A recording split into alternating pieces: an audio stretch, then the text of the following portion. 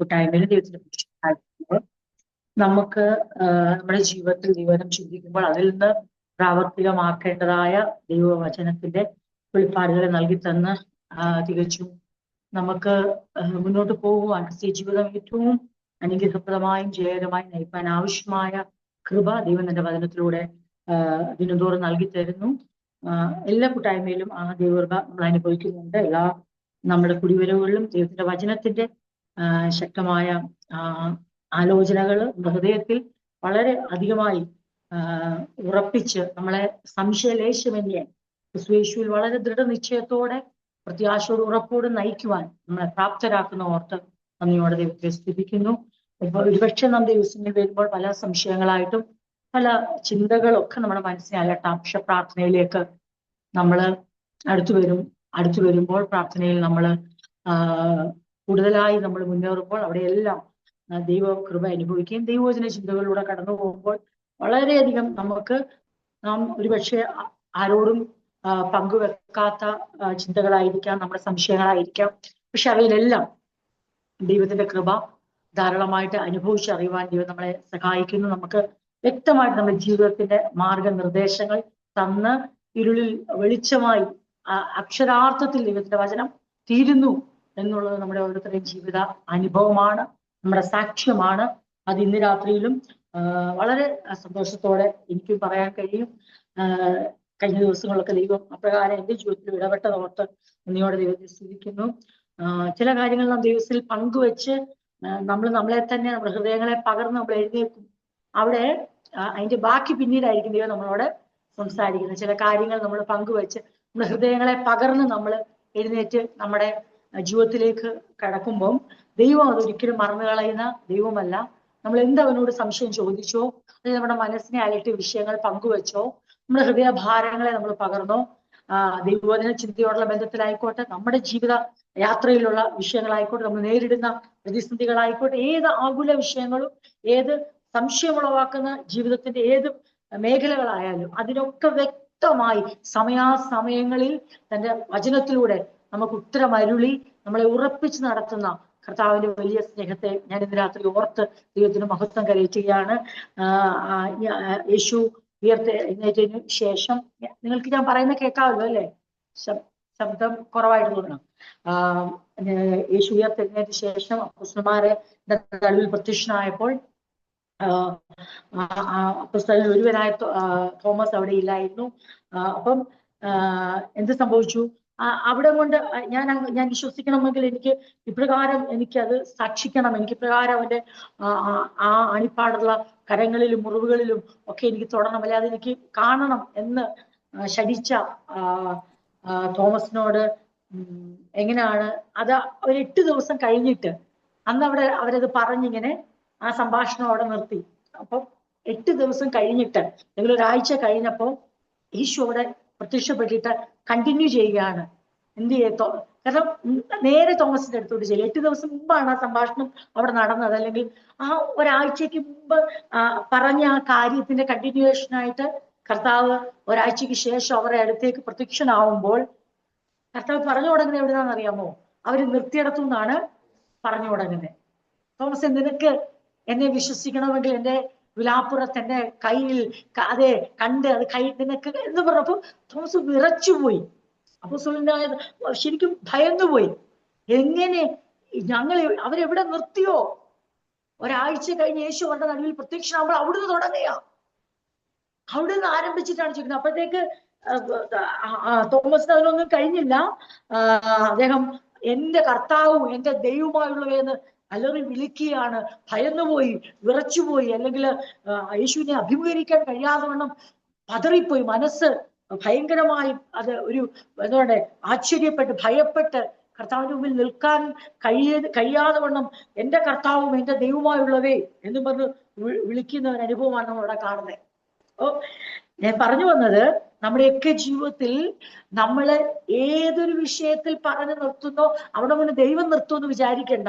സത്യസന്ധമായി അവന്റെ മുഖം അന്വേഷിക്കുന്ന, അവന്റെ ആലോചനയ്ക്ക് ചെവി കൊടുക്കുന്ന, അവനെ അനുഗമിപ്പാൻ ആഗ്രഹിക്കുന്ന, അവന്റെ വിളിയും തെരഞ്ഞെടുപ്പുള്ള തന്റെ മക്കൾ അവരുടെ ജീവിതത്തിൽ ഏതെങ്കിലും വിഷയങ്ങളിൽ ഒരു അപൂർണമായി അതെ ചോദ്യങ്ങളുടെ ഉത്തരങ്ങൾ ലഭിച്ചു കാണത്തില്ല, ജീവിതത്തിന്റെ സാഹചര്യങ്ങളിൽ അതെ കണ്ട് എന്തുകൊണ്ട് ഒരു അനിശ്ചിതത്വം അനുഭവിച്ചു കാണും. പക്ഷെ ഇതെല്ലാം നമ്മൾ മനുഷ്യരോടല്ല പങ്കുവെക്കുന്നത്, നാം ദൈവത്തോട് പങ്കുവെച്ചുകൊണ്ട് നമ്മളുടെ ജീവിതത്തെ മുന്നോട്ട് കൊണ്ടുപോകുന്നെങ്കിൽ നാം നിർത്തിയിടത്തും തുടങ്ങുവാൻ ദൈവശക്തനാണ്.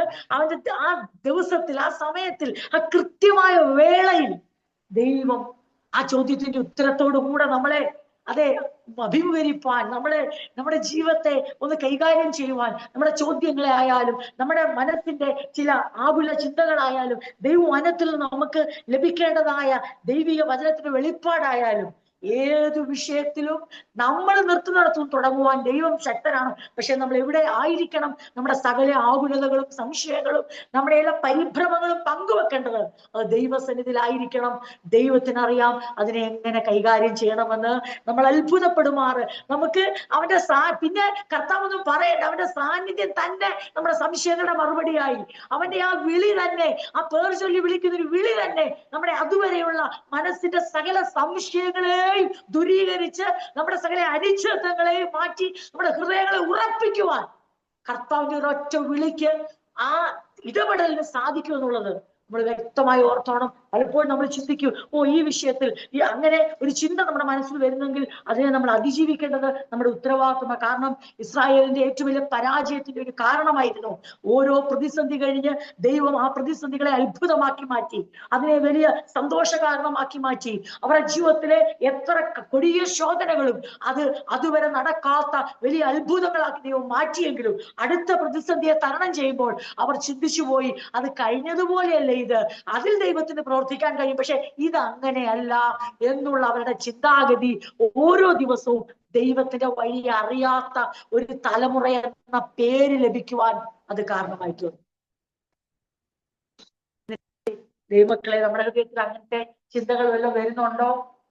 എന്റെ വിവാഹ വിഷയം പോലെ അല്ല എന്റെ കുഞ്ഞുങ്ങളുടെ വിഷയം. വിവാഹമൊക്കെ കർത്താവ് അന്ന് നടത്താൻ തക്കമാണ്, പക്ഷെ കുഞ്ഞുങ്ങളുടെ വിഷയം അങ്ങനെയല്ല. കുഞ്ഞുങ്ങളുടെ വിഷയം അതിനേക്കാളും വലിയൊരു വിഷയം. അത് അത്ര എളുപ്പമുള്ള കാര്യമല്ല എന്ന ചിന്ത ഞങ്ങളുടെ ജീവിതത്തിൽ വരുന്നുണ്ടോ എന്ന് ഞങ്ങൾ ചോദന കഴിക്കണം. കുഞ്ഞുങ്ങളെ ലഭിച്ചോ ചിന്തിക്കുകയാണ്, അതുപോലെ അല്ല, അത് ശരിയാണ്, ഒരു സാധ്യത ഇല്ലാത്തൊരു ദൈവം തന്നു, പക്ഷെ അതുപോലല്ല ഈ കാലഘട്ടത്തിൽ ഒരു ജോലിയുടെ വിഷയം വന്നാൽ അതങ്ങനെയല്ല എന്ന് ചിന്ത ആർക്കെങ്കിലും വരുന്നുണ്ടോ? ജോലിയുടെ വിഷയം ജോലി കിട്ടിക്കഴിയുമ്പോൾ ആർക്കെങ്കിലും ചിന്ത വരുന്നുണ്ടോ?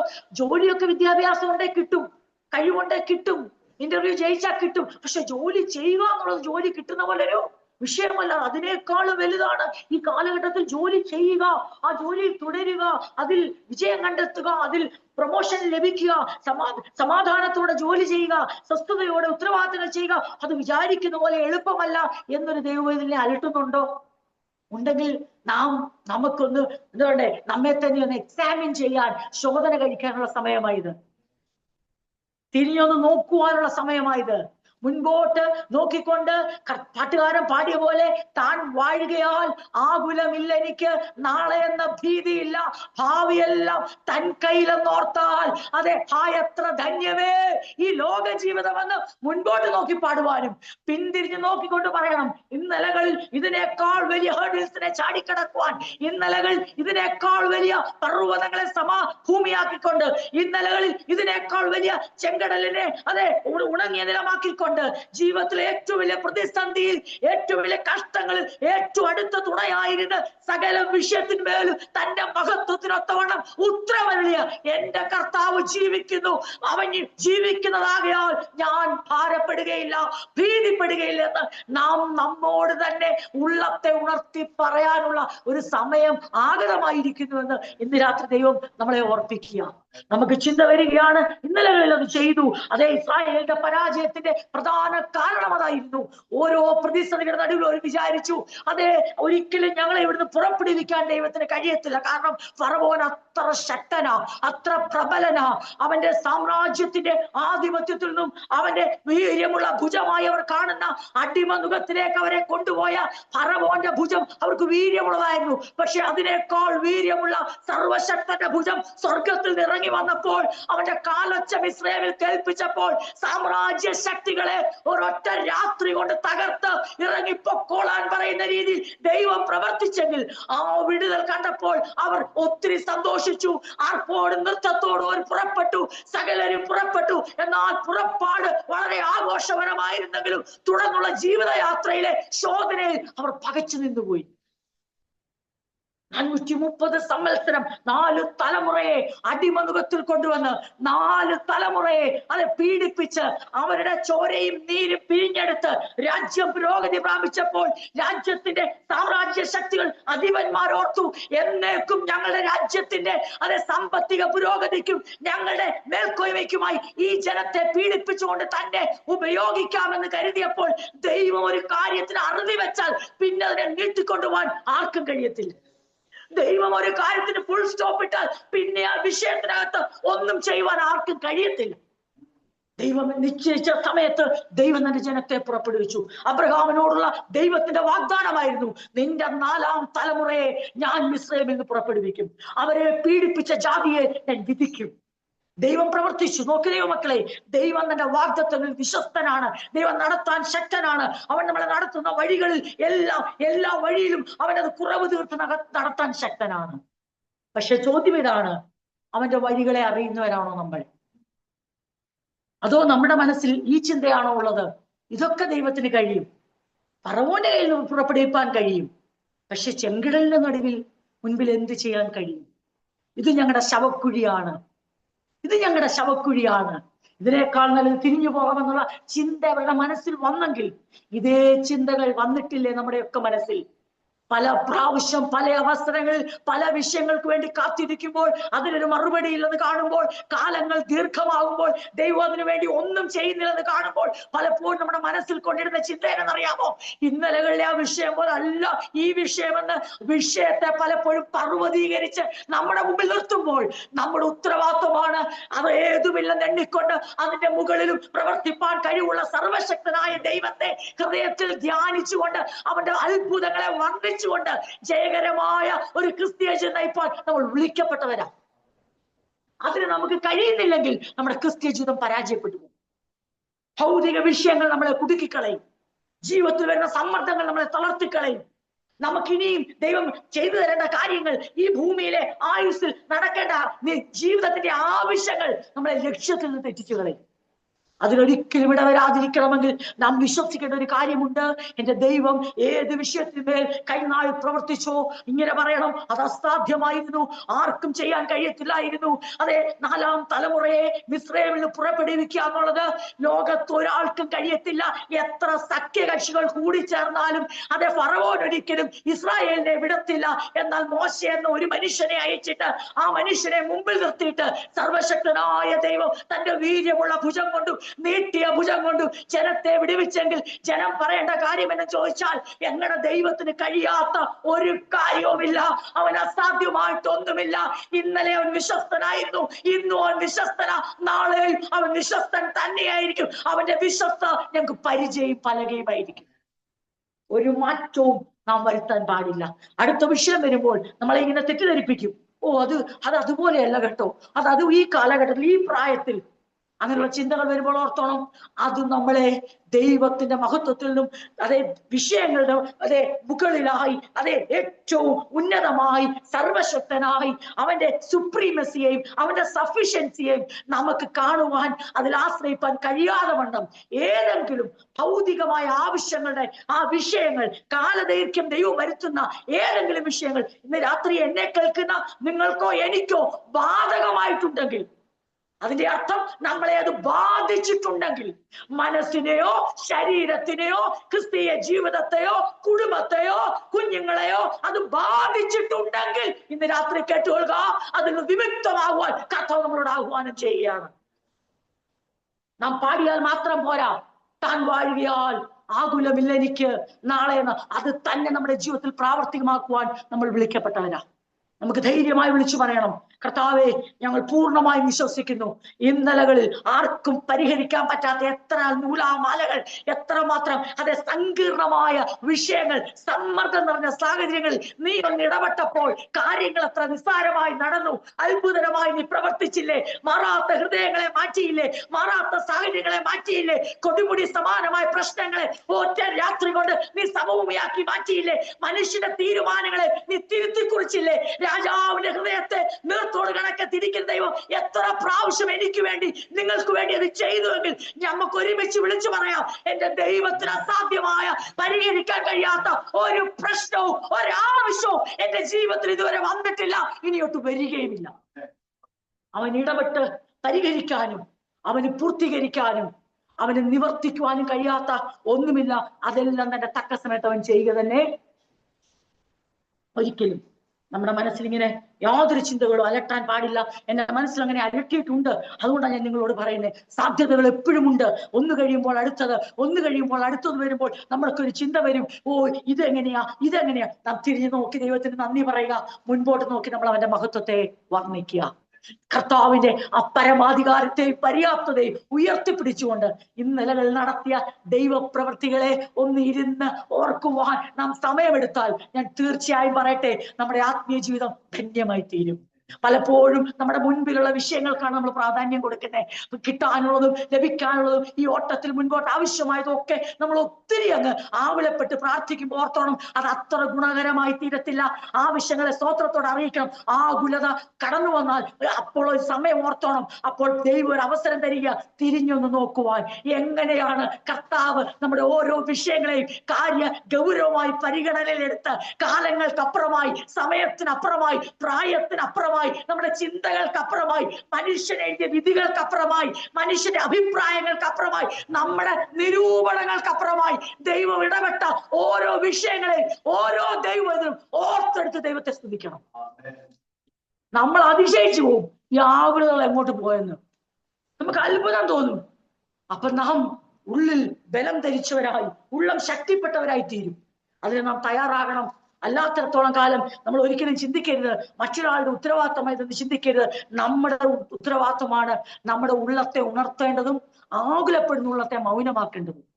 നമ്മുടെ ഉള്ളം ആകുലപ്പെട്ടാൽ നമ്മുടെ ഉള്ളത്തോട് നാം തന്നെ പറയണം, എന്റെ ഉള്ളമേ നീ ഒന്ന് മൗനമായി ഇരിക്ക്, നീ ഒന്ന് അടങ്ങ്, നീ ഇങ്ങനെ ആകുലപ്പെടാതെ, ദൈവം നിനക്ക് ഉപകാരം ചെയ്തിരിക്കുന്നു. നമ്മുടെ ഉള്ളത്തെ ഉണർത്തിക്കൊണ്ട് ദൈവത്തിന് നന്ദി പറയിക്കേണ്ട ഉത്തരവാദിത്വം നമുക്കാണ്. ഞായറാഴ്ച സഭായോഗത്തിന് വരുമ്പോൾ അതെ മ്യൂസിക് ലീഡേഴ്സിന്റെ പാട്ട് മുന്നോട്ട് നയിക്കുന്നവരുടെ ഉത്തരവാദിത്തമല്ലത്. അന്നത്തെ സഭായോഗത്തിന്റെ ആ ഉത്തരവാദിത്വം ഏറ്റെടുക്കുന്നേ ഉള്ളൂ. പക്ഷെ നമ്മുടെ ഓരോരുത്തരുടെ ഉള്ളത്തെ അത് അടങ്ങുന്നില്ലെങ്കിൽ, അത് അസ്വസ്ഥമാകുന്നെങ്കിൽ, വല്ലാതെ പരിഭ്രമിക്കുന്നെങ്കിൽ ദൈവം ചെയ്ത ഉപകാരങ്ങളെ എണ്ണി പറഞ്ഞ് അതിനെ അടക്കിയിരുത്തണം.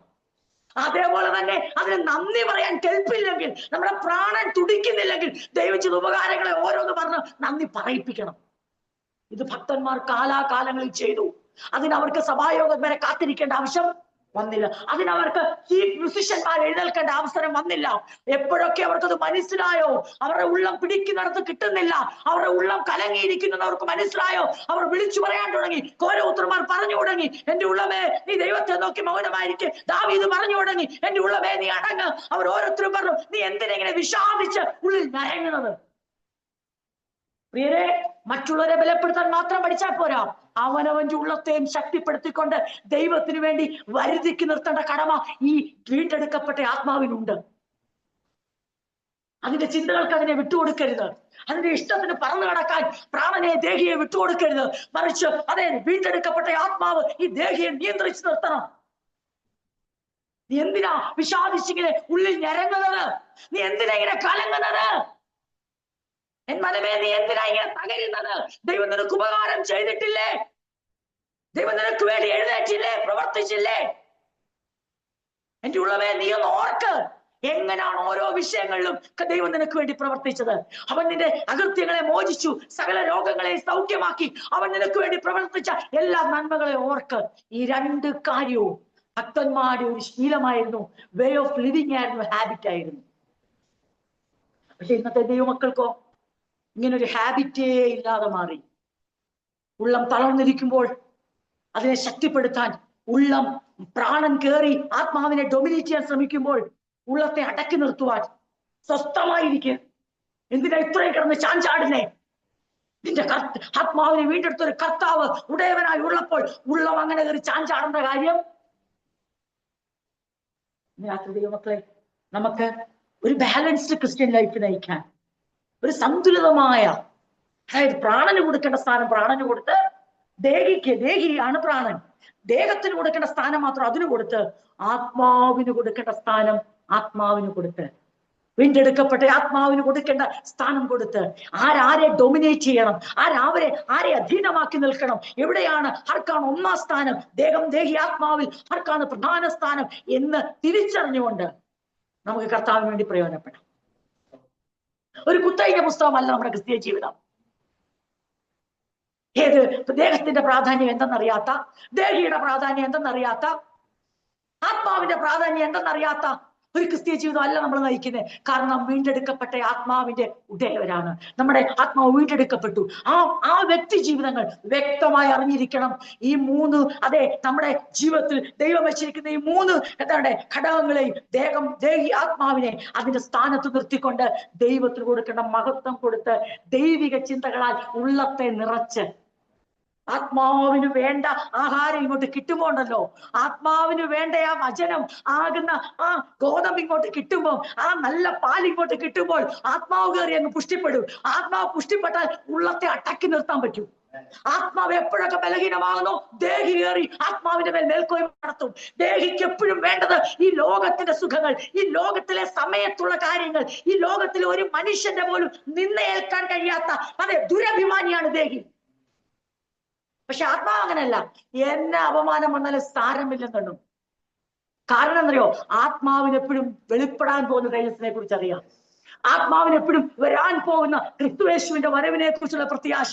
ദേഹിക്ക് എപ്പോഴും അതുമായിട്ട് ഒരു ബന്ധവുമില്ല. ദേഹിക്ക് മരിക്കുന്നതിന് മുമ്പ് എല്ലാ മാനവും കിട്ടിയിരിക്കണം. ദേഹിക്ക് എല്ലാ ആക്ഷേപങ്ങൾക്കും വേണ്ട മാനങ്ങൾ ഇവിടെ കിട്ടിയിരിക്കണം. ദേഹിക്ക് എല്ലാ നിന്ദയ്ക്കും വേണ്ട മാനം ഇവിടെ കിട്ടിയിരിക്കണം. എല്ലാ രോഗങ്ങൾക്കും ദേഹിക്ക് സൗഖ്യം കിട്ടിയിരിക്കണം. ശരീരം അതിനായി കൊതിക്കുമ്പോൾ ഇന്ന് രാത്രി വിളിച്ചു പറയട്ടെ, ആത്മാവ് ബലപ്പെടുമ്പോൾ പിന്നെ അവിടെ വാഴുന്നത് ദൈവത്തിന്റെ ചിന്തകളാണ്. ആത്മാവ് ബലപ്പെടാത്തോളം കാലം ഒരുവനിൽ വാഴുന്നത് ദേഹിയുടെ ചിന്തകളാണ്. ആത്മാവ് ബലപ്പെടണ എന്ത് വേണം? ആത്മാവിന് ആവശ്യമായ ആഹാരം ലഭിക്കണം. അപ്പോഴാണ് ലോകത്തിൽ ജയാളികളായ ക്രിസ്ത്യാനികളെ കാണുന്നത്. തെസ്സലോനിക്കയിലെ ലേഖനത്തിൽ തന്നെയാണ് പറയുന്നതല്ലേ, നിങ്ങളുടെ ദേഹം ദേഹി ആത്മാവിനെ അനിന്യമായി കാക്കുമാറാകട്ടെ. 3 കാര്യം എടുത്തു വന്ന ഒരു ലേഖനമാണിത്.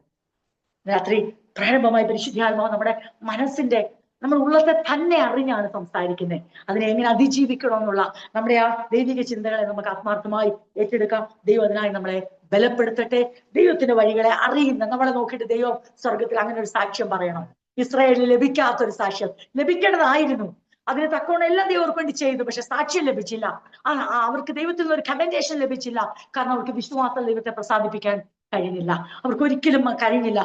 ദൈവം പറഞ്ഞു, എനിക്ക് ആ തലമുറയെ, നിങ്ങൾ എന്തൊക്കെ പറഞ്ഞാൽ ഞാൻ ആ തലമുറയ്ക്ക് വേണ്ടി എല്ലാ അത്ഭുതങ്ങളും ചെയ്തു. പക്ഷെ അവർക്ക് എന്റെ ഹൃദയത്തിൽ സ്ഥാനം പിടിക്കാൻ കഴിഞ്ഞില്ല. ഞാൻ അവരെ നോക്കി പറയുന്നത് കേട്ടോണം, അവരെന്നെ 10 പ്രാവശ്യം പരീക്ഷിച്ചു. ഞാൻ അവരെ നോക്കി പറയും, നിങ്ങൾ കേട്ടോണം, അവർ എന്നെ പരീക്ഷിച്ചത് മാത്രമല്ല, അവർ എന്റെ വഴികളെ അറിയാത്തവർ. അത് മാത്രമല്ല, എനിക്ക് എന്റെ കോപം അവരോട് ഞാൻ സംഗ്രഹിച്ചു വെച്ചിരിക്കുക. എനിക്ക് 40 ആണ്ട് ആ തലമുറയോട് നീരസം ഉണ്ടായിരുന്നു. പ്രിയരെ, അപ്പൊ ഓർത്തോണം, നിസ്സാര ഒരു കാര്യമല്ല. വിശ്വാസം ദൈവത്തെ പ്രസാദിപ്പിക്കുന്നില്ലെങ്കിൽ, ഉള്ളത്തെ ദൈവത്തിനു വേണ്ടി ട്രെയിൻ ചെയ്യുന്നില്ലെങ്കിൽ, ഉള്ളത്തെ സ്വസ്ഥമാക്കുന്നില്ലെങ്കിൽ, ദൈവ അത്ഭുതങ്ങൾ അനുഭവിച്ചിട്ടും ദൈവത്തിന്റെ വഴികൾ, അതായത് ദൈവത്തെ തന്നെ അറിയുന്നില്ലെങ്കിൽ, ദൈവത്തിന്റെ ഹൃദയത്തിൽ സ്നേഹമല്ല ദൈവം ചരിച്ചു വെക്കുന്ന കോപമാണ്. അത് നമ്മുടെ ജീവിതത്തിൽ ഒരിക്കലും സംഭവിക്കല്ലേ. നമ്മുടെ വചന പഠനങ്ങളും നമ്മുടെ വിശ്വാസ ജീവിതവും ദൈവഹൃദയത്തിൽ കോപം ചരിച്ചു വെക്കാനല്ല, നമ്മെക്കുറിച്ചുള്ള സ്നേഹവും ദൈവപ്രസാദവും സൂക്ഷിച്ചു വെച്ച് തക്ക സമയത്ത് അത് വെളിപ്പെട്ട് അത് പ്രതിഫലമായി പ്രാപിച്ച് അവനോടൊപ്പം യുഗായുഗമായി വാഴുവാനുള്ളവരാണ്. നമുക്ക് ദിനം തോറുമുള്ള ജീവിതത്തിൽ വിശ്വസ്തരാകാം. അപ്പൊ പിന്നെ അത് ലോങ് ടൈം വിശ്വസ്തയായിക്കോളും. അതുപോലെ അല്പത്തിൽ വിശ്വസ്തരാണെങ്കിൽ അവർ അധികത്തിലും വിശ്വസ്തരായിരിക്കുമെന്നേ. അല്പത്തിൽ നീതി കെട്ടവരാണെങ്കിൽ അധികത്തിലും നീതി കെട്ടവരായിരിക്കും. അപ്പൊ നമുക്ക് ഓരോ ദിവസവും വിശ്വസ്തരാകാം. ഒരു വർഷമൊന്നും എടുത്ത് ഹൃദയത്തിൽ വെക്കണ്ട. 2025 ഞാൻ 25 മൊത്തം ഞാൻ ജീവിച്ചോളാം എന്നൊന്നും പറയണ്ട. ഒരു ദിവസം രാവിലെ എഴുന്നേറ്റ് പറഞ്ഞാൽ മതി, കർത്താവേ ഇന്നത്തെ ദിവസം ഞാൻ അങ്ങയുടെ വിശ്വസ്ത സാക്ഷിയായി ജീവിപ്പാനാകാൻ അങ്ങ് പഠിപ്പിച്ചല്ലോ. ഈ വർഷം നിങ്ങൾക്കുള്ളതാണെന്നല്ല പഠിപ്പിച്ച, ഓരോ ദിവസമേ ഉള്ളൂ, നാളെ നിങ്ങൾക്കുള്ളതല്ല. നാളെയല്ലേ പിന്നെ 25 മൊത്തം നമുക്കുള്ളത് അല്ല, ഓരോ ദിവസമാണ്. ഈ അല്പത്തിൽ, ഈ ഒരു ദിവസമാകുന്ന അല്പ ദിവസത്തിൽ ഞങ്ങളെ വിശ്വസ്തരാക്കണേ. അങ്ങനെ ഓരോ ദിവസം കഴിയുമ്പോൾ തിരിഞ്ഞു നോക്കുമ്പോൾ നമുക്ക് മനസ്സിലാവും നമ്മൾ അധികത്തിൽ വിശ്വസ്തരാണ്. ഒരു ലോങ് ടൈം, ഒരു ഷോർട്ട് ടൈം ഫെയ്ത്ത്ഫുൾ ആയി സ്റ്റാർട്ട് ചെയ്യുന്നവർക്ക് മാത്രമേ ലോങ് ടൈം ഫെയ്ത്ത്ഫുൾ ആകാൻ പറ്റത്തുള്ളൂ.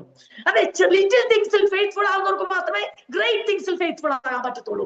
വരട്ടെ, ഒരു നല്ല അവസരം വരട്ടെ, അപ്പൊ ഞാൻ പാസ്റ്റിനെ തെളിയിക്കും, അപ്പൊ ഞാൻ സഭയെ തെളിയിക്കും. എന്റെ വിശ്വസ്ത ജീവിതകാലത്ത് അവസരം വരുത്തൂല്ല, നിങ്ങൾ തെളിയിക്കത്തില്ല. അങ്ങനെ അവസരം ദൈവം ആർക്കും വെച്ചിട്ടില്ല. പിന്നെ എങ്ങനെയാ തെളിയിക്കാൻ പറ്റുന്നത്? ലിറ്റിൽ തിങ്സിൽ.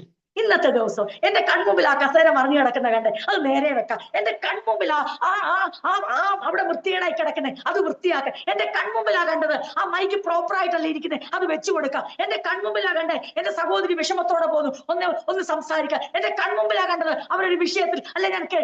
അങ്ങനെ ചെറിയ ചെറിയ കാര്യത്തിൽ ദൈവത്തോടും മനുഷ്യരോടും ഒരുപോലെ വിശ്വസ്തരാകുന്ന ജീവിതമാണ് ലോങ് ടേമായി. അതെ, അങ്ങ് എത്തുമ്പോഴത്തേക്ക് തിരിഞ്ഞു നോക്കുമ്പോൾ ഒരു വിളി കേൾക്കാം, അല്പത്തിൽ വിശ്വസ്തനെ ഞാൻ നിന്നെ അധികത്തിൽ വരിക, come and celebrate my joy. എന്റെ സന്തോഷത്തിലേക്ക് വന്ന് നമുക്ക് ആഘോഷിക്കാം. അല്ലാതൊരു ഗ്രേറ്റ് തിങ്സിന് വേണ്ടി ആരും വെയിറ്റ് ചെയ്യേണ്ട. അങ്ങനെ ഒരു വലിയ കാര്യത്തിൽ വിശ്വസ്ത തെളിയിച്ചിട്ട് ചെറിയ കാര്യങ്ങൾ അവിശ്വസ്തരാവാൻ ശ്രമിക്കുമ്പോൾ ദൈവം അവരെ വിളിക്കുന്നത് അല്പത്തിൽ നീതി കെട്ടവൻ അധികത്തിൽ നീ. ഇന്നൊരു ദിവസം നമുക്ക് വിശ്വസ്തരാകാൻ കഴിയുന്നില്ലെങ്കിൽ നമ്മുടെ കൺമുമ്പിൽ നാം ചെയ്തേണ്ട കാര്യങ്ങൾ കണ്ടില്ലെന്ന് നടിച്ച് അത് എന്റെ കാര്യമല്ലെന്ന് പറഞ്ഞ് അവഗണിച്ചു പോകുന്ന ഒരാൾക്കും അതിനേക്കാൾ വലിയ കാര്യത്തിൽ വിശ്വസ്തരാകാൻ കഴിയും. അവർക്കൊരിക്കലും ആ വിളി കേൾക്കാൻ പറ്റത്തില്ല.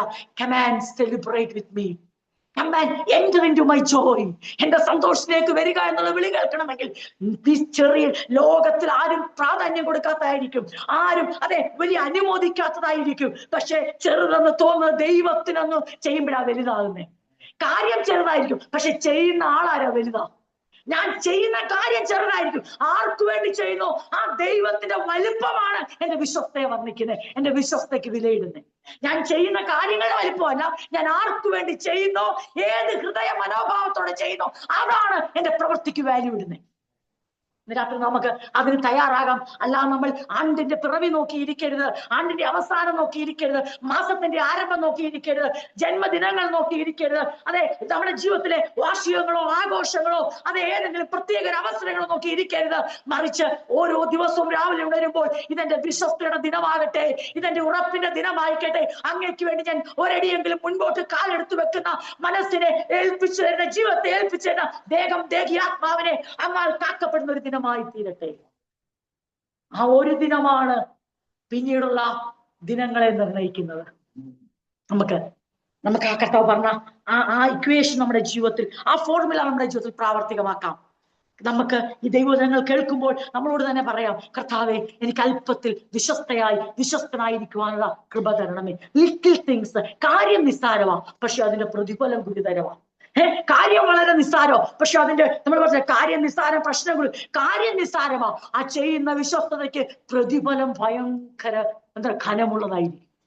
കാരണം അതാർക്കു വേണ്ടി ചെയ്തു, ആരെ പ്രസാദിപ്പിക്കാൻ ചെയ്തു. ദൃഷ്ടി സേവയല്ല അതിന്റെ പിന്നിലെ ഉദ്ദേശം, കാണുമ്പോൾ ചെയ്യുന്നതല്ല. പിന്നെയോ കാണാത്ത ദൈവത്തിനു വേണ്ടി ഹൃദയത്തിൽ ഉരുത്തിരിയുന്ന വിശ്വസ്തയുടെ അടിസ്ഥാനത്തിൽ ചെയ്യുന്ന ഓരോ പ്രവൃത്തിക്കും സ്വർഗത്തിൽ പ്രതിഫലമുണ്ട്. അത് നീതിയായി വെളിപ്പെടുക തന്നെ. രാത്രി ദൈവത്തിന്റെ ചിന്തകൾ അങ്ങനെ ആമുഖമായി പോയതോർത്തും ദൈവത്തെ സ്തുതിക്കുന്നു. നമ്മുടെ ആവശ്യങ്ങൾ ദൈവം അറിയുന്നു, നമ്മുടെ ആഗ്രഹങ്ങൾ അറിയുന്നു, നമ്മുടെ നടപ്പറിയുന്നു, നമ്മളെ ഉള്ളങ്ങളെ അറിയുന്ന ദൈവമാണ് ഇന്ന് രാത്രി നമ്മുടെ മധ്യത്തില് സംസാരിക്കുന്നത്. ഒന്ന് തെസ്സലോനിക്കർ 1 അധ്യായം നമ്മൾ കഴിഞ്ഞ ആഴ്ച ചിന്തിച്ച ഭാഗം എന്ന് ചോദിച്ചാൽ, പൗലോസ് തെസ്സലോനിക്കരെ ഓർത്ത് നന്ദി കരയേറ്റുന്നു ദൈവസ്ഥനിൽ.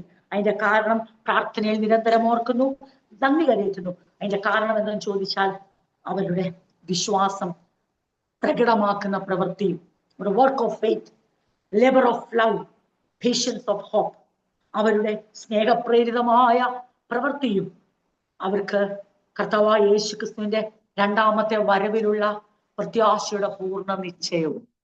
ഈ 3 കാര്യങ്ങളെ നോക്കിയപ്പോൾ അപ്പോസ്തലൻ പറയുകയാണ്, ഞങ്ങളുടെ ഹൃദയത്തിൽ യു ആർ സംതിങ് സ്പെഷ്യൽ.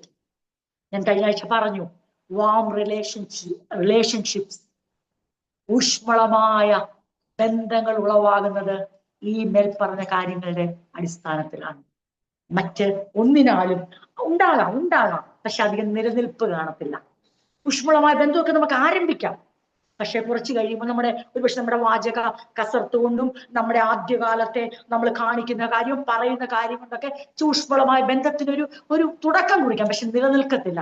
നിലനിൽക്കണമെങ്കിൽ ഈ മേൽപ്പറഞ്ഞ 3 ഘടകങ്ങൾ ദൈവമക്കളിൽ ഉള്ളപ്പോഴാണ് ആ ഊഷ്മളമായ ബന്ധത്തിന് വേരുണ്ടാകുന്നത്, അത് സ്ഥായിയായി നിൽക്കുന്നത്. എന്താണ് ഒരു കാര്യം അവിടെ നമ്മൾ പഠിച്ചു, അവിടെ ഹൈലൈറ്റ് ചെയ്ത കോർ കമ്പോണൻസ് എന്തെന്ന് ചോദിച്ചാൽ ജെന്യുവൻ ഫെയ്ത്തിന്റെ, അതായത് വ്യാജമില്ലാത്ത, നിഷ്കളങ്കമായ, കളങ്കമില്ലാത്ത വിശ്വാസത്തിന്റെ പ്രകടമായ 3 തെളിവുകളാണ് നമ്മൾ കഴിഞ്ഞ ആഴ്ച ചിന്തിച്ചത്. എന്താണ് ജെന്യുവൻ ഫെയ്ത്തിന്റെ, ഒരു സഭയുടെ, ഒരു അവയവത്തിന്റെ, ആ വ്യക്തിയുടെ ജെന്യുവൻ ഫെയ്ത്ത് ആണോ, നിർവ്യാജ വിശ്വാസമാണോ, നിഷ്കളങ്കമായ കപടരഹിതമായ വിശ്വാസമാണെങ്കിൽ അവരിൽ പ്രകടമാകേണ്ട 3 ഗുണങ്ങളാണ്.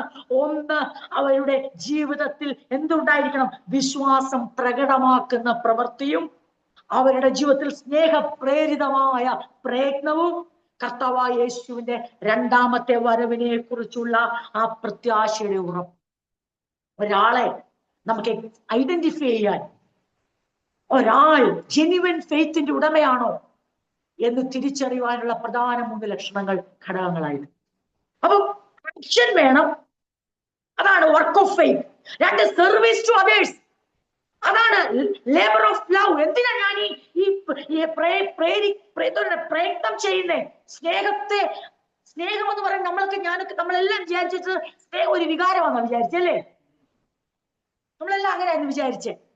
അതൊരു മൂഡ് അനുസരിച്ചുണ്ട്. എനിക്കിപ്പോ സ്നേഹം തോന്നുന്നില്ല, ഇപ്പൊ എനിക്ക് സ്നേഹം തോന്നുന്നു, നമ്മൾ അങ്ങനെയാ വിചാരിച്ചേ. പക്ഷെ പിന്നെ നമുക്ക് വചനം പഠിച്ചപ്പോഴാണ് മനസ്സിലായത്, സ്നേഹം കേവലം ഒരു വികാരമല്ല, ഇതൊരു ക്വാളിറ്റിയാണത്. അത് നമ്മളിൽ നിന്ന് പുറപ്പെടേണ്ട ഒരു ഫലമാണ്, ഒരു ഫ്രൂട്ടാണ്, ഒരു ക്യാരക്ടറാണ്. അതിന് ലേബർ ആവശ്യമാ, അതിന് പ്രയത്നം ആവശ്യമാ. ആ പ്രയത്നത്തിലൂടെയാണ് സ്നേഹപ്രേരിതമായ സർവീസ് നടക്കുന്നത്. അപ്പൊ വിശ്വാസം പ്രകടമാക്കുന്ന പ്രവൃത്തി, സ്നേഹപ്രേരിതമായ ആ പ്രയത്നങ്ങൾ എന്തുവാ? മറ്റുള്ളവരെ സെർവ് ചെയ്യുന്ന. പിന്നെന്തുവാ? എന്നാ ഇതെല്ലാം കൊണ്ട് തീരുകയില്ല. അതിന്റെ ഏറ്റവും വലിയ അൾട്ടിമേറ്റ് ഗോൾ എന്ന് ചോദിച്ചാൽ, ഇപ്പൊ കർത്താവദാസൻ തുടക്കത്തിൽ ഓർപ്പിച്ച പോലെ, വരുവാനുള്ളവൻ വേഗം വരും, താമസിക്കയില്ല, എന്റെ നീതിമാൻ വിശ്വാസത്താൽ ജീവിക്കും. അതുകൊണ്ട് മഹാപ്രതിഫലമുള്ള നിങ്ങളുടെ ധൈര്യം, അതായത് നിങ്ങളുടെ കോൺഫിഡൻസ് ലൂസ് ചെയ്യരുത്. കർത്താവ് വരും എന്നുള്ള ആ പൂർണ്ണ പ്രത്യാശയും നിശ്ചയത്തോടുള്ള തെസ്സലോനിക്ക സഭയുടെ ആ വളർച്ചയുണ്ടല്ലോ, അപ്പോസ്തലന്റെ കഷ്ടങ്ങളുടെ മുകളിൽ സന്തോഷം പകരുവാൻ കാരണം. അതായത് ഫിലിപ്പിയിലേറ്റ അപമാനം, തെസ്സലോനിക്കയിലേറ്റ അപമാനം, ബെറോവയിലേറ്റ അപമാനങ്ങളുടെ വലിയൊരു പട്ടിക അദ്ദേഹം തന്നെ നിരത്തുമ്പോൾ അദ്ദേഹം അതിന് മുകളിൽ വെച്ചിട്ട് പറയുകയാണ്, എനിക്കിപ്പോൾ അങ്ങ് ജീവിക്കുക, സന്തോഷിക്കുക, ഞങ്ങളങ്ങ് സെലിബ്രേറ്റ് ചെയ്യുക. നിങ്ങളുടെ ഫെയ്ത്തിന്റെ ആ ജോയ്, നിങ്ങളുടെ വിശ്വാസത്തിന്റെ നിങ്ങളുടെ സ്നേഹപ്രേരിതമായ പ്രയത്നത്തിന്റെ, നിങ്ങളുടെ പ്രത്യാശയുടെ സന്തോഷം ഞങ്ങളും കൂടെ അങ്ങ് ആഘോഷിക്കുക. അത് ഞങ്ങളുടെ വേദനകളെ മറപ്പിക്കും. അതാണ് നമ്മൾ കഴിഞ്ഞ ആഴ്ച ചിന്തിച്ചത്. അത് കഴിഞ്ഞ് 2ാമത് നമ്മൾ ചിന്തിച്ച എന്നു ചോദിച്ചാൽ, ആ ഹോളി സ്പിരിറ്റിന്റെ എംപവർമെന്റ് കൊണ്ട് എങ്ങനെയാണ് അത് കൺവിക്റ്റഡ് ആയത്? പരിശുദ്ധാത്മ പ്രേരിതമായ ദൈവവചനത്താൽ അവരുടെ ഹൃദയങ്ങളെ തുറന്നുകൊണ്ട് ദൈവവചനമായി അതിനെ കൈക്കൊള്ളുവാൻ തക്കവണ്ണം ദൈവത്തിന്റെ പരിശുദ്ധാത്മാവ് പ്രവർത്തിച്ചു.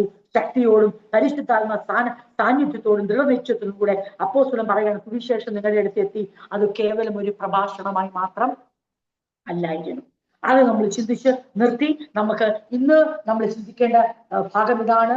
5ാം വാക്യം, ഞങ്ങളുടെ സുവിശേഷം വചനമായി 5 വരെ ചിന്തിച്ചു. ഞങ്ങൾ നിങ്ങളുടെ ഇടയിൽ എങ്ങനെ പറ്റും? അതിന്റെ 5ന്റെ സെക്കൻഡ് പാർട്ട് കൊണ്ട് നമ്മൾ ചിന്തിക്കണം. ബഹുനിശ്ചയത്തിലൂടെ ആയിരുന്നു നിങ്ങളുടെ അടുക്കൽ വന്നത്. നിങ്ങളുടെ നിമിത്തം, 5ന്റെ അവസാന ഭാഗമാണ് ഞാൻ വായിക്കുന്നത്. നിങ്ങളുടെ നിമിത്തം ഞങ്ങൾ നിങ്ങളുടെ ഇടയിൽ എങ്ങനെ പെരുമാറി എന്ന് അറിയുന്നുവല്ലോ. അപ്പൊ അപ്പോസ്തലൻ ഒരു കാര്യം ഇവിടെ വ്യക്തമാക്കിയാണ്, അതായത് ഞങ്ങളുടെ മെസ്സേജ് മാത്രമല്ല ദൈവത്തിൽ നിന്ന്, മെസ്സഞ്ചേഴ്സും ദൈവത്തിൽ നിന്നുള്ളവര് ആണ്. Not only message was from God, but messengers were godly. ഞങ്ങൾ നിങ്ങളോട് അറിയിച്ച സുവിശേഷം മാത്രമല്ല സ്വർഗത്തിൽ നിന്ന് ദൈവം അയച്ചത്, പിന്നെ ഒരു പറയാം, ഞങ്ങളും ആ ദൈവികമായ ജീവിതത്തിന്റെ ഉടമകളായിട്ടാണ് നിങ്ങളുടെ അടുക്കൽ. ലൗകികരെ പോലെ ജീവിച്ച് ലോകത്തിന്റെ ജീവിതം നയിച്ചിട്ടല്ല ഞങ്ങൾ ആത്മീക സന്ദേശം കൈമാറിയത്. അപ്പോസ്തലൻ പറയാം, നിങ്ങൾക്കറിയാമല്ലോ ഞങ്ങൾ എങ്ങനെയാ നിങ്ങളുടെ കയ്യിൽ പെരുമാ. ഇതിന്റെ എക്സ്പ്ലനേഷൻ കിടക്കുന്ന 2ാം അധ്യായത്തിലാണ്. നമുക്കിത് 2ാം അധ്യായം ചിന്തിക്കുമ്പോൾ നമുക്ക് അവിടേക്ക് പോകാം എന്നാണ് ഞാൻ കരുതുന്നത്. ഇതിന്റെ ഡീറ്റെയിൽഡ് എക്സ്പ്ലനേഷൻ 5 ബി പാർട്ടാണ് ഞാനിപ്പോ വായിച്ചത്. 5ാം വാക്യത്തിന്റെ 1 തെസ്സലോനിക്കർ 1-ന്റെ 5ാം വാക്യത്തിന്റെ സെക്കൻഡ് പാർട്ടാണ് ഞാൻ വായിച്ചത്. ഇങ്ങനെയാണ് ഇവിടെ എഴുതിയിരിക്കുന്നത്. കാഠിന്യമേറിയ കഷ്ടതയിലും അല്ല ദൃഢനിശ്ചയത്തോടെ നിങ്ങളോടൊപ്പം ഞങ്ങൾ ആയിരുന്നപ്പോൾ നിങ്ങൾക്ക് വേണ്ടി ഞങ്ങൾ എങ്ങനെ ജീവിച്ചു എന്ന് അറിയാമല്ലോ. ഈ ഒറ്റ സെന്റൻസ്, പിന്നെ അവരുടെ കഷ്ടതയെ കുറിച്ചാണ് ഈ ഒറ്റ സെന്റൻസിന്റെ മുഴുവൻ എക്സ്പ്ലനേഷൻ 2ാം അധ്യായം 1 മുതൽ 12 വരെ പറയുന്നുണ്ട്. ഇത് നമുക്ക് 2ാം അധ്യായം ചിന്തിക്കുമ്പോൾ നമുക്ക് ചിന്തിക്കാം എങ്ങനെയായിരുന്നു. ഒന്നുകൂടെ പറയാം, നിങ്ങളോടൊപ്പം ഞങ്ങൾ ആയിരുന്നപ്പോൾ നിങ്ങൾക്ക് വേണ്ടി ഞങ്ങൾ എങ്ങനെ ജീവിച്ചു എന്ന് അറിയാമല്ലോ എന്ന് പറഞ്ഞിട്ട് അവിടെ നിർത്തുകയല്ല. ലേഖനം തുടരുമ്പോൾ അപ്പോസ്തലൻ തന്റെ ഭാഷയിൽ എങ്ങനെ ജീവിച്ചു എന്ന് വേർഡ് ബൈ വേർഡ് ആയിട്ട് എക്സ്പ്ലെയിൻ ചെയ്യും. അത് 2ാം അധ്യായത്തിലേക്ക് വരുമ്പോൾ നമ്മൾ ചിന്തിക്കുന്നതായിരിക്കും ആ ഒരു പോർഷൻ. അപ്പോസ്തലൻ തുടരുകയാണ്, കാഠിന്യമേറിയ കഷ്ടതയിലും പരിശുദ്ധാത്മാവ് നൽകുന്ന ആനന്ദത്തോടെ നിങ്ങൾ വചനം സ്വീകരിച്ചുകൊണ്ട് ഞങ്ങളുടെയും കർത്താവിന്റെയും അനുകാരികളായി തീർന്നു. നമ്മുടെ വേർഷനില് ബഹു കഷ്ടം സഹിക്കേണ്ടി വന്നിട്ടും നിങ്ങൾ പരിശുദ്ധാത്മാവിന്റെ സന്തോഷത്തോടെ വചനം കൈക്കൊണ്ട് ഞങ്ങൾക്കും കർത്താവിനും അനുകാരികളായി തീർന്നു. ഇനി ഇവിടെ 2 കാര്യമാണ് പറയുന്നത് ബാക്കി 1ാം അധ്യായത്തിൽ ശേഷിക്കുന്ന ഭാഗങ്ങൾ. ഒന്ന്, അവരെങ്ങനെയാണ് അപ്പോസ്തലന്മാരെയും കർത്താവിനെ അനുകരിച്ചത്. പിന്നെ അവരൊരു ഗ്രേറ്റ് എക്സാമ്പിൾ ആയി തീർന്നു. അവരൊരു വലിയ മാതൃകയായി ഗ്രീസ് മുഴുവനും, ഉത്തര ദക്ഷിണ ഗ്രീസ് മുഴുവനും തെസ്സലോനിക്ക സഭ ഒരു റോൾ മോഡൽ ചർച്ചായി മാറി. നിങ്ങൾ ഓർക്കുന്നുണ്ടായിരിക്കാം, നമ്മുടെ സഭയുടെ ആരംഭ സമയത്ത് നമ്മുടെ സഭ പ്രാർത്ഥിക്കുന്ന ഒരു പ്രാർത്ഥനാ വിഷയമായിരുന്നു. എന്തായിരുന്നു? കർത്താവേ, ഞങ്ങളെ ഈ ദേശത്തൊരു മാതൃക സഭയാക്കി തീർക്കണേ എന്നുള്ള ഒരു തുടക്ക പ്രാർത്ഥന നമുക്ക് എപ്പോഴും ഉണ്ടായിരുന്നു. ഒരു എക്സാമ്പിളായി സഭയെ ഇവിടെ നിലനിർത്തണേ. ഇങ്ങനെ നമുക്ക് ദൈവത്തിൽ കാണാൻ കഴിയുന്ന ഒരു റോൾ മോഡൽ ചർച്ചാണ് തെസ്സലോനിക്ക സഭ. അപ്പൊ എങ്ങനെ അവര് ഇത്രമാത്രം അവരുടെ ലൈഫ് ഇൻഫ്ലുവൻസ്ഡ് ആയി, അവരുടെ വിശ്വാസവും ജീവിതവും ഒരുപോലെ പ്രസിദ്ധമായി. ഞാൻ ആ വാക്യം കൂടെ ഒന്ന് വായിച്ചിട്ട് ഞാൻ എക്സ്പ്ലെയിൻ ചെയ്യാം. ഇങ്ങനെയാണ്, അങ്ങനെ നിങ്ങൾ മക്കോദോന്യയിലും അഖായിലും വിശ്വസിക്കുന്നവർക്ക് എല്ലാവർക്കും മാതൃകയായി തീർന്നു. നിങ്ങളുടെ അടുക്കൽ നിന്ന് കർത്താവിന്റെ വചനം മുഴങ്ങിച്ചെന്ന് മക്കോദോന്യയിലും അഖായിലും മാത്രമല്ല എല്ലായിടവും നിങ്ങൾക്ക് ദൈവത്തിലുള്ള വിശ്വാസം പ്രസിദ്ധമായിരിക്കും. അതുകൊണ്ട് ഞങ്ങൾ ഒന്നും പറയുവാൻ ആവശ്യമില്ല. അവരുടെ imitation and example. They imitated apostles. Ultimately, they imitated Lord Jesus. അങ്ങനെയല്ലേ ഇവിടെ എഴുതിയിരിക്കുന്നത്?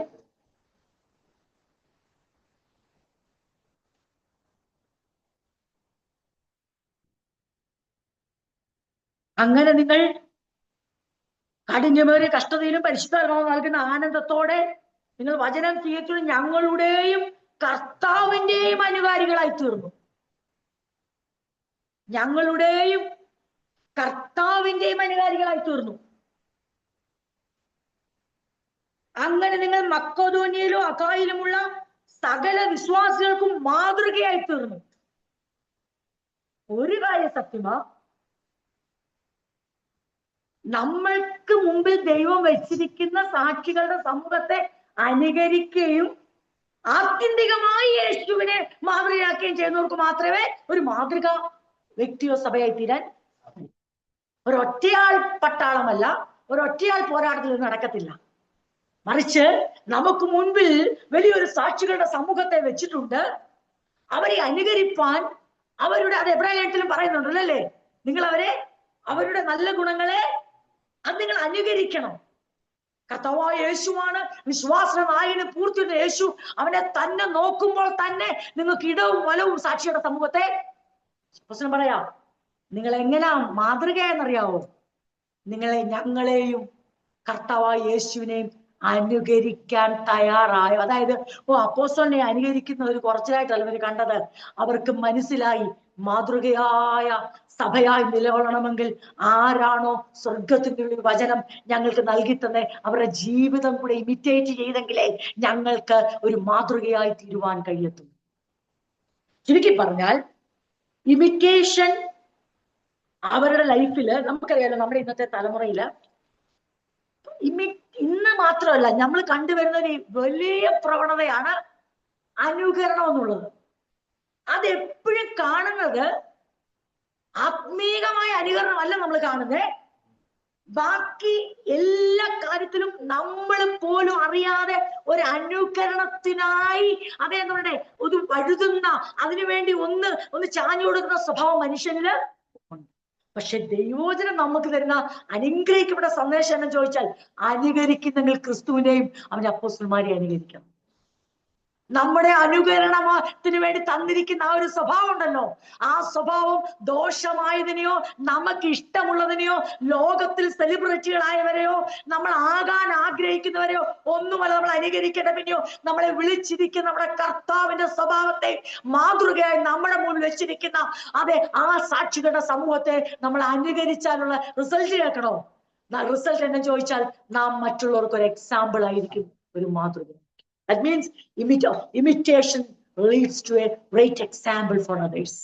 മറ്റുള്ളവർക്ക് നമ്മളൊരു വലിയ, അത് വേണ്ടെന്ന് വെച്ച് ഞാൻ എന്തിനാ? നമുക്കെല്ലാം യൂണിക് പേഴ്സണാലിറ്റി ഉണ്ട്. നമുക്കെല്ലാം നമ്മുടേതായ മറ്റൊരാളോട് മാച്ച് ചെയ്യാൻ കഴിയാത്ത വ്യക്തിത്വമുണ്ട്. പക്ഷെ ക്യാരക്ടറിൽ എപ്പോഴും എന്തുകൊണ്ട് വരണം? ക്രിസ്തുവിന്റെ സ്വഭാവത്തെ. അതാണ് വേദോസം നമുക്ക് തരുന്ന ഏറ്റവും വലിയ ആഹ്വാനം. അവന്റെ സ്വഭാവത്തെ നമ്മൾ അനുകരിക്കണം. മാതൃകയായി കർത്താവിനെ വെച്ചേക്ക്. അതുപോലെ തന്നെ അപ്പോസ്തലൻ പറയുക, തെസ്സലോനിക്ക സഭ എന്ത് ചെയ്തു? അവർ അപ്പോസ്തലന്മാരുടെ ആ ക്യാരക്ടറിനെ, അവരുടെ ആ രീതിയെ ഇവരെ അനുകരിക്കുക. അവർ അൾട്ടിമേറ്റ് ആയിട്ട് കർത്താവായ യേശുവിന്റെ സ്വഭാവത്തെ അനുകരിക്കും. അതുകൊണ്ട് അപ്പോസ്തലൻ പറയുക, ഞാൻ നിങ്ങളോടൊരു കാര്യം പറയാം കേട്ടോ, നിങ്ങളുടെ ഈ അനുകരണം ഉണ്ടല്ലോ. എന്നാൽ ഇന്നത്തെ കാലത്തെ ആത്മീയത്തിൽ അനുകരണമുണ്ട്. കേൾക്കണോ? എങ്ങനെ അനുകരണം? സ്വഭാവത്തിലല്ല അനുകരണം. ഒരാളെ നല്ല സ്വഭാവം കണ്ടിട്ട് അതുപോലെ വേണം എന്നുള്ള അനുകരണമേ അല്ല. ഒരാൾ പ്രസംഗിക്കുന്ന കണ്ടാൽ എനിക്ക് അതുപോലെ പ്രസംഗിക്കണം, ഒരാൾ പാടുന്ന കണ്ടാൽ എനിക്ക് അതുപോലെ പാടണം. അല്ലെങ്കിൽ ഇന്നത്തെ ആൾക്കാര് പലരും ഫേമസ് ആകുന്നവരെ കണ്ടിട്ട്, ആത്മീയത്തിൽ തന്നെ 4 പേര് അറിഞ്ഞ് വിളിക്കുന്നവരെ കണ്ടിട്ട് അവരെ പോലെ അവരുടെ വോയിസ് അനുകരിക്കണം, അവരുടെ ബോഡി ലാംഗ്വേജ് അനുകരിക്കണം, അവരുടെ വേ ഓഫ് ടീച്ചിങ് അനുകരിക്കണം. ഇങ്ങനെയുള്ള അനുകരണത്തെ കുറിച്ചല്ല വേദോസം പഠിപ്പിക്കുന്നത്. ഒരാൾക്ക് ദൈവം കൊടുത്തിരിക്കുന്ന മിനിസ്ട്രിയുടെയോ, കൊടുക്കാത്തതാണ് പലരും ചെയ്യുന്നത്, ആ റൂട്ട് അത് വേറെ, ആ സെക്ഷൻ വേറെ, ലോകത്തിന്റെ മുമ്പിൽ ലോകത്തെ പ്ലീസ് ചെയ്യാൻ. പക്ഷെ ദൈവം കൊടുത്തിരിക്കുന്ന മിനിസ്ട്രി ചെയ്യുന്നവരെയും അവരുടെ ബോഡി ലാംഗ്വേജിനെയോ, അവരുടെ വോയിസ് മോഡുലേഷനെയോ, അവരുടെ വേ ഓഫ് ടോക്കിങ്ങിനെയോ ടീച്ചിങ്ങിനെയോ അല്ല നമ്മൾ അനുകരിക്കേണ്ടേ. അവർ നമ്മുടെ മുമ്പിൽ വെളിപ്പെടുത്തുന്ന ആ സ്വഭാവ ഗുണങ്ങളെ, ആ ക്വാളിറ്റീസിനെ വേണം നമ്മൾ അനുകരിക്കാൻ. കാരണം ഒരാൾ പ്രസംഗിക്കുന്ന പോലെ പ്രസംഗിക്കാനോ പാടുന്ന പോലെ പാടാനോ അല്ല ദൈവം നമ്മളെ വിളിച്ചിരിക്കുന്നത്. നമുക്കെല്ലാം ഏൽപ്പിച്ചിരിക്കുന്ന വളരെ വേരിയസ് ആയ യുണിക്കായ മിനിസ്ട്രി ഉണ്ട്. അത് ചെയ്യുവാനാ കർത്താവ് നമ്മളെ വിളിച്ചിരിക്കുന്നത്. അതിനുള്ള സ്പിരിച്വൽ ഗിഫ്റ്റുകൾ ദൈവം നമുക്ക് തരുന്നുണ്ട്. നാം അനുകരിക്കേണ്ടത് നമ്മുടെ മുമ്പിൽ മാതൃകയായി ജീവിക്കുന്നവരുടെ സ്വഭാവ ഗുണങ്ങളെ, പ്രായോഗിക ജീവിതത്തിൽ അവരെങ്ങനെയാണ് പ്രശ്നങ്ങളെ നേരിടുന്നത്, അവരെങ്ങനെയാണ് ഒരു വിഷയം വരുമ്പോൾ കൈകാര്യം ചെയ്യുന്നത്. അപ്പോൾ നമ്മളതിന് മാതൃകയായേ പറ്റത്തുള്ളൂ. തിരിച്ചായി പോകല്ലേ. ഇവരായ പോലെ നമ്മളായെങ്കിലേ നമ്മുടെ കുഞ്ഞുങ്ങൾക്ക് നമ്മളെ അനുകരിക്കാൻ കഴിയത്തുള്ളൂ, നമ്മുടെ സഭയ്ക്ക് നമ്മളെ അനുകരിക്കാൻ. അല്ലാതെ ആരെങ്കിലും ഒന്ന് പ്രസംഗിക്കുന്നതോ പാടുന്നതോ അതൊക്കെ കാണുമ്പോ അവരുടെ ആ വേ ഓഫ്, അവരുടെ സ്റ്റൈലിനെ അനുകരിക്കാൻ ഇഷ്ടം പോലെ ആൾക്കാരുണ്ട്. എന്നിട്ട് അതുമെല്ലാം ഒക്കുവോ? അതെല്ലാം ഭയങ്കര ബോറായിട്ട് തീരത്തേ ഉള്ളൂ. പക്ഷെ ഇവിടെ പറയുന്ന ഇമിറ്റേഷൻ എന്നാണെന്നറിയാവോ? സ്റ്റൈലും ലാംഗ്വേജും ബോഡി ലാംഗ്വേജും ആക്സെന്റും വേ ഓഫ് ടീച്ചിങ്ങും പ്രീച്ചിങ്ങും ഒന്നും ഇവിടെ അനുകരിച്ചേ. അവർ അവരുടെ മുമ്പിൽ വെളിപ്പെടുത്തി. 2-ാം അധ്യായം 1 തൊട്ട് 12 വരെ പറയുന്നുണ്ട് എന്താണ് അപ്പോസ്തലൻ അവരുടെ മുമ്പിൽ വെളിപ്പെടുത്തിയത്. നമുക്ക് അങ്ങനെ ഒരു ഇമിറ്റേഷനിലേക്ക് നമ്മുടെ ലൈഫിനെ ഒന്ന് മോൾഡ് ചെയ്ത് കൊടുക്കാൻ നാം തയ്യാറാണോ? എബ്രായ ലേഖനത്തിലെ ആ വാക്യം നിങ്ങൾ ഓർക്കുന്നുണ്ടോ? എബ്രായ ലേഖനത്തിലെ ആ വാക്യം അതൊന്ന് ഇതിനോട് കണക്ട് ചെയ്ത് വായിക്കുവാൻ എന്റെ ഹൃദയത്തിൽ തോന്നുന്നു. എബ്രായ ലേഖനം, നിങ്ങളെ നടത്തിയവരെ നടത്തുന്നവരെ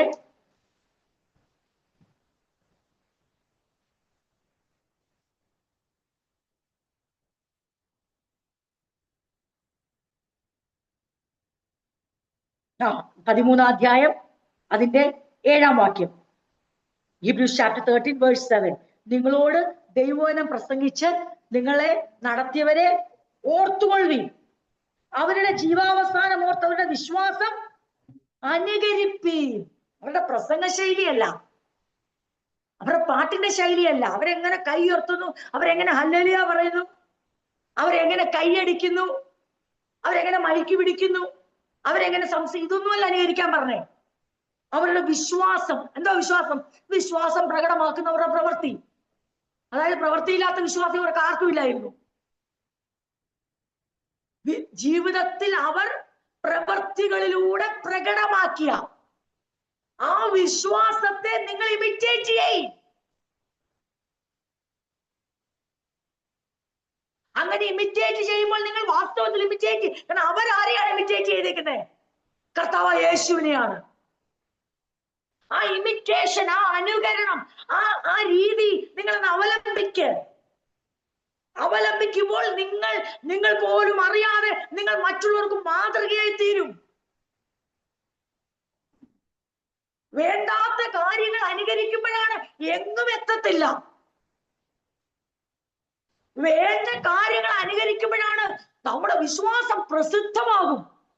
കേട്ടോണം, നാം പ്രസിദ്ധമാകുവാൻ, എന്റെ വാക്ക് ശ്രദ്ധിക്കണം, നാം പ്രസിദ്ധമാകുവാൻ നാം അനുകരിക്കുന്ന അനുകരണ ശൈലി നമ്മളെ ദൈവത്തിൽ നിന്ന് അകറ്റിക്കളയുമ്പോൾ, ശുശ്രൂഷയിൽ നിന്ന് പുറകോട്ട് കൊണ്ടുപോകുമ്പോൾ, വിളിയിൽ നിന്ന് അതിന്റെ ആശയിൽ നിന്ന് പുറകോട്ട് കൊണ്ടുപോകുമ്പോൾ, നമ്മുടെ വിശ്വാസത്തെ, ജീവിതത്തെ വെളിപ്പെടുത്തുവാൻ വേണ്ടി നമ്മുടെ മുമ്പിൽ വെച്ചിരിക്കുന്ന മാതൃകയായി നിൽക്കുന്നവരെ നാം അനുകരിക്കുമ്പോൾ നാമല്ല പ്രസിദ്ധരാകുന്ന, വ്യക്തികളുടെ പ്രസിദ്ധിയല്ല, അവരിൽ നിന്ന് പുറപ്പെടുന്ന പ്രകടമാക്കുന്ന പ്രവൃത്തിയോടുകൂടിയ വിശ്വാസം പ്രസിദ്ധമാകും.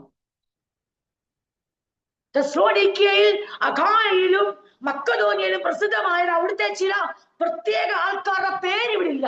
പക്ഷെ ആ സഭ ഒന്നടങ്കം നിന്നുകൊണ്ട് ആ അപ്പോസ്തലൻ പറയുക, തെസ്സലോനിക്ക സഭ ഇതാ പ്രസിദ്ധമായിരിക്കുന്നു. ഇന്ന് ആർക്കെങ്കിലും അങ്ങനെ പ്രസിദ്ധമാകണോ? വേണ്ട. എല്ലാവർക്കും പ്രസിദ്ധമാകേണ്ടത് ആ പേരെടുത്ത് പറയുന്ന ഒരു പ്രസിദ്ധി, ആ കുടുംബത്തിന്റെ പേര്, ആ വ്യക്തിയുടെ പേര്, ആ പ്രസിദ്ധിക്കായിട്ടാണ് പലരുടെ ഹൃദയം തുടിക്കുന്നത്.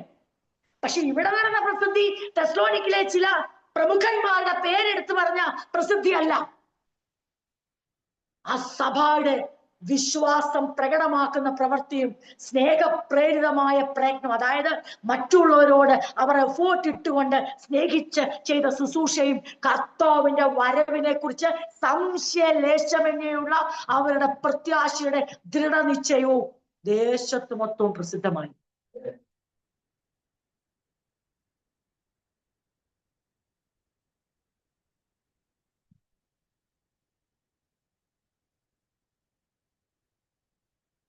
അപ്പോസ്തലൻ പറയാ അടുത്തത് ഞാൻ വായിച്ചു, അങ്ങനെ നിങ്ങൾ മക്കദോനിയയിലും അഖായിലും വിശ്വസിക്കുന്ന എല്ലാവർക്കും മാതൃകയായി തീർന്നു. പ്രിയരെ, പ്ലീസ് നമ്മുടെ ഒരു പ്രാർത്ഥനയിൽ ആ ഒരു സെന്റൻസ് കൂടെ നമുക്ക് ആഡ് ചെയ്യാം.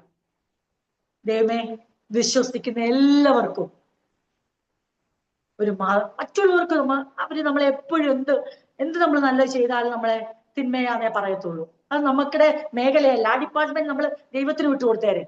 പക്ഷെ നമ്മുടെ ഒരു ഡിപ്പാർട്ട്മെന്റ് ഉണ്ട്, വിശ്വസിക്കുന്ന ഏവർക്കും മാതൃകയാകുന്ന ഒരു ജീവൻ നയിപ്പാൻ ഞങ്ങളെയും ഞങ്ങളുടെ സഭയെയും സഹായിക്കണേ, കുടുംബത്തെ സഹായിക്കണേ. വ്യക്തിപരമായി, കുടുംബപരമായി, സഭാപരമായി ചിന്തിക്കുമ്പോൾ നമ്മുടെ പ്രയറിൽ നമ്മൾ ആഡ് ചെയ്യേണ്ട ഒരു സെന്റൻസ് കൂടെ ഇതാണ്: അനുകരിക്കേണ്ടവരെ അനുകരിപ്പാൻ.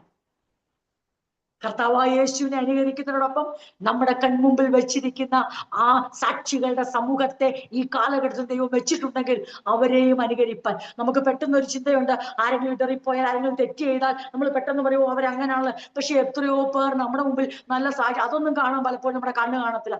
ആരെങ്കിലും ഒരാൾ ഇടറി വീഴുന്നതോ, ദൈവത്തെ തള്ളിപ്പറയുന്നോ, പിന്തിരിഞ്ഞു പോകുന്നതോ, തെറ്റ് ചെയ്യുന്നതോ കാണുമ്പോൾ നമ്മൾ അതിലേക്കൊന്ന് ഹൈലൈറ്റ് ചെയ്യും, ഫോക്കസ് ചെയ്യും. പക്ഷെ എത്ര പേർ നമ്മുടെ മുമ്പിൽ ഒരു ശേഷിപ്പില്ലേ, നമുക്ക് സാക്ഷ്യം വഹിച്ചുകൊണ്ട് നിൽക്കാൻ ദൈവം വെച്ചിട്ടില്ലേ?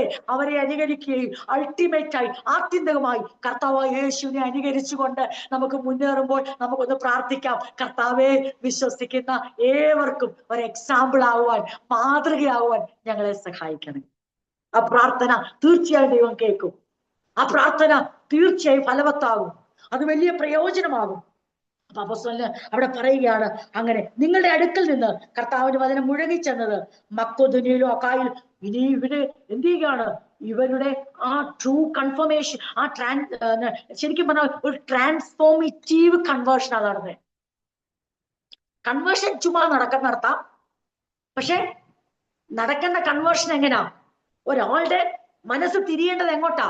രൂപാന്തരത്തിന്റെ മനംമാറ്റമാണ് നമുക്ക് ഉണ്ടാകേണ്ടത്. അതാണ് അവരുടെ ജീവിതത്തില് ഉണ്ടായത്.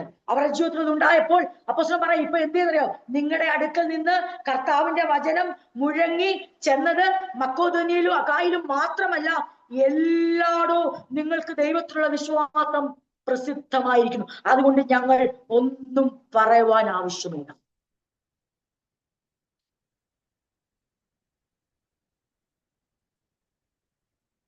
അവർ ഇമിറ്റേറ്റ് ചെയ്തു അപ്പോസ്തലനെയും കൂട്ടരെയും, അൾട്ടിമേറ്റ്ലി കർത്താവിനെ.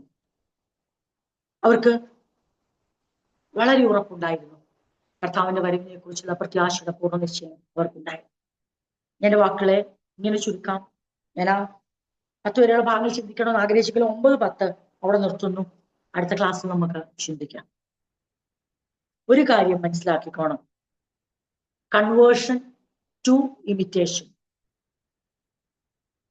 നമ്മളുടെ മനംമാറ്റം, നമ്മുടെ വീണ്ടും ജനനം, അത് ഒരു അനുകരണത്തിലേക്ക് നയിക്കണം. ഇമിറ്റേഷൻ ടു എക്സാമ്പിൾ, അനുകരണം മാതൃകയിലേക്ക് നയിക്കണം. ഇനി കേട്ടോണം, ഇതൊരു മെച്യൂരിറ്റി ഇൻ ക്രൈസ്റ്റ് സൈക്കിളാണ്. ഇതൊരു സൈക്കിളാണ്. ഒരു ചുറ്റിക്കറങ്ങി അവിടെ തന്നെ വരും. എങ്ങനെ അറിയോ? Conversion to imitation. നമ്മുടെ വീണ്ടും ജനനം, നാം യഥാർത്ഥമായ ഗുണമുള്ള ആ സ്വഭാവത്തെ അനുകരിക്കുന്നു. ആ അനുകരണം നമ്മളെ മാതൃകയാക്കുന്നു. ഇനി ഇങ്ങനെ ചുറ്റിക്കറങ്ങുന്നത് വീണ്ടും അതേ പോയിന്റ് വരും, എക്സാമ്പിൾ ടു കൺവേർഷൻ. അതായത് നമ്മളുടെ അനുകരണം നമ്മളെ മാതൃകയാക്കും, നമ്മുടെ മാതൃക മറ്റുള്ളവരുടെ കൺവേർഷന് കാരണമാകും. അപ്പൊ എന്താണ് ആ step 1, step 2, step 3? Maturity in Christ cycle. ഒന്നാമത്തെ സ്റ്റെപ്പ് കൺവേർഷൻ നടക്കണം. അത് എങ്ങോട്ട് പോകണം? Conversion to imitation. രണ്ടാമത്തെ സ്റ്റെപ്പ് ഇമിറ്റേഷൻ ടു എക്സാമ്പിൾ.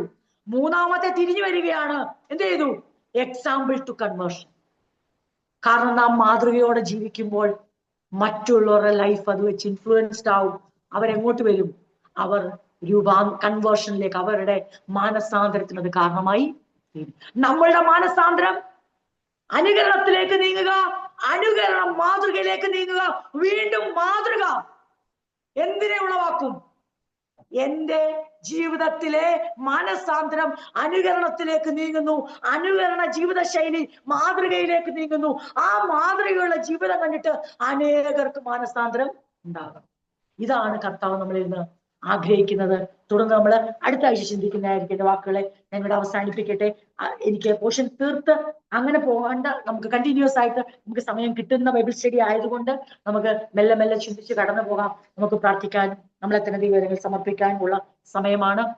നമ്മുടെ ഹൃദയങ്ങളെ ദൈവത്തിൽ ഒന്ന് ഉറപ്പിച്ചുകൊണ്ട് നമ്മളുടെ ജെന്യുവൻ ഫെയ്ത്തിനെ ഒന്ന് ടെസ്റ്റ് ചെയ്യാനുള്ള ഒരു സമയം കൂടിയാണിത്. നമ്മളത് എക്സാമിൻ ചെയ്യേണ്ട ഒരു സമയമാണ്.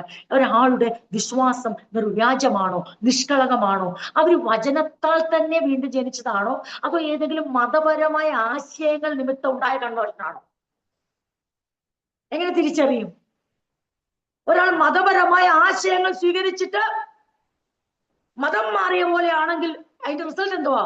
അവരിൽ എന്ത് കാണത്തില്ല? അവരിൽ പ്രവൃത്തി പ്രേരിതമായ വിശ്വാസം അല്ലെങ്കിൽ വിശ്വാസം പ്രകടമാക്കുന്ന പ്രവൃത്തി കാണത്തില്ല.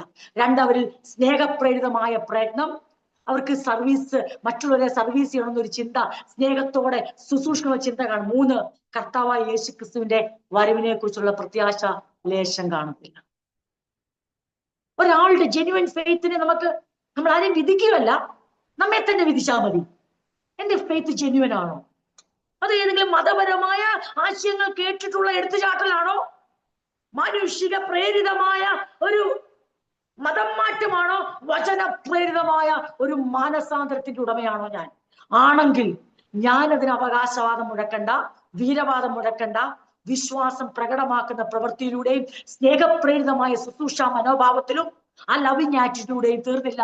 കർത്താവിന്റെ 2ാമത്തെ വരവിനെ കുറിച്ച് ഉള്ളിൽ നിറയുന്ന ഒരാഗ്രഹവും ആശയല്ല, പിന്നെയോ ഉറപ്പുള്ള പ്രത്യാശയുടെ ഉടമയായിരിക്കുന്ന. അങ്ങനെയാണെങ്കിൽ അടുത്ത നമ്മുടെ ഉത്തരവാദിത്വം conversion to imitation, imitation to example, example again to conversion. ഇതൊരു സൈക്കിളാണ്. ഇതിങ്ങനെ കറങ്ങി നിന്നേ പറ്റൂ.